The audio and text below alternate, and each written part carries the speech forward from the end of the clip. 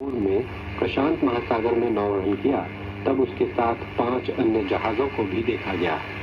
मंत्रालय ने कहा कि रविवार को वहां स्पष्ट रूप से सैन्याभ्यास चल रहा था, जिसके दौरान लड़ाकू विमानों और हेलीकॉप्टरों को विमान वाहक पोत से उड़ान भरते और उस पर उतरते देखा गया।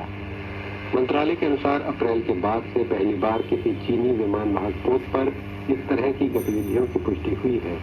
इसके जवाब में वायु आत्मरक्षा बल ने अपने लड़ाकू विमान रवाना किए। मंत्रालय का कहना है कि चीनी विमानों ने जापान के हवाई क्षेत्र में प्रवेश नहीं किया। मंत्रालय के अधिकारी पोत की गतिविधियों पर लगातार नजर रखे हुए हैं। परमाणु अप्रसार संधि यानी एनपीटी के समीक्षा सम्मेलन से पहले जापान के रुख पर चर्चा करने के लिए देश के एक परमाणु हथियार विरोधी समूह ने सरकारी अधिकारियों से मुलाकात की है। परमाणु हथियार उन्मूलन से संबद्ध जापान एनजीओ नेटवर्क नामक इस समूह में अणु बम उत्तरजीवी यानी हिबाकुशा तथा गैर सरकारी संगठन यानी एनजीओ शामिल है। समूह के प्रतिनिधियों ने सोमवार को विदेश मंत्रालय का दौरा कर लगभग 1 घंटे तक अधिकारियों से मुलाकात की।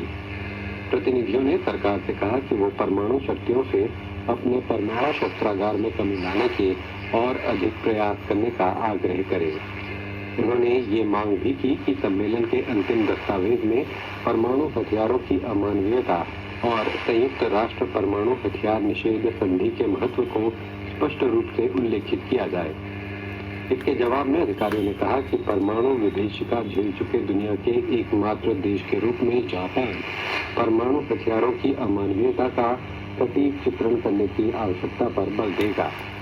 परंतु उन्होंने अपना पारंपरिक रुख बरकरार रखा कि जापान संधि में शामिल नहीं होगा और कहा कि प्रमुख परमाणु शक्तियों को इसमें शामिल करने के प्रयास किए जाने चाहिए। बैठक के बाद समूह के प्रतिनिधि तानाका तेरुमी ने कहा कि हिरोशिमा निर्वाचन क्षेत्र से आने वाले राजनेता प्रधानमंत्री किशिदा फुमियो के तहत भी सरकार के रुख में बदलाव नहीं आया है। तानाका ने कहा कि उनके अनुसार हिबाकुशा की आवाज सरकार तक नहीं पहुंच रही है। उन्होंने ये भी कहा कि वो चाहते हैं कि सरकार अपना पारंपरिक रुख त्याग दे, लेकिन प्रतीत होता है कि सरकार परमाणु मुद्दे को किसी और की समस्या के रूप में देखती है।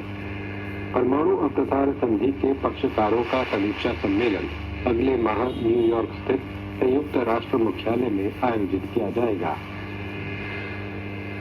टोक्यो के उपनगरीय क्षेत्र स्थित मुसाशिनो शहर में स्थानीय विधानसभा सदस्यों ने एक प्रस्ताव खारिज कर दिया है, जिसके तहत शहर के विदेशी निवासियों के लिए विभिन्न स्थानीय जनमत संग्रह में मतदान का मार्ग प्रभावी रूप से खुल जाता। मुसाशिनो शहर की नगरपालिका सभा ने विधेयक पर बहस के बाद मंगलवार को बहुमत से मसौदा अध्यादेश खारिज किया। शहर की महापौर मात्सुशिता रेइको ने एक स्थायी जनमत संग्रह व्यवस्था स्थापित करने के लिए विधानसभा में ये विधेयक प्रस्तुत किया था, जिसका उद्देश्य विविधता को महत्व देना है। इसमें कहा गया था कि कम से कम 3 महीने निवासी के रूप में 18 वर्ष या उससे अधिक आयु के किसी भी व्यक्ति को मतदान का अधिकार होगा। इसका अर्थ है कि कानूनी रूप से अबाध्यकारी विभिन्न जनमत संग्रह में विदेशी निवासी जापानी निवासियों के समान शर्तों के तहत मतदान करने में सक्षम होंगे। शहर में 3000 से अधिक विदेशी निवासी रहते हैं, जो उसकी कुल आबादी का लगभग 2% है।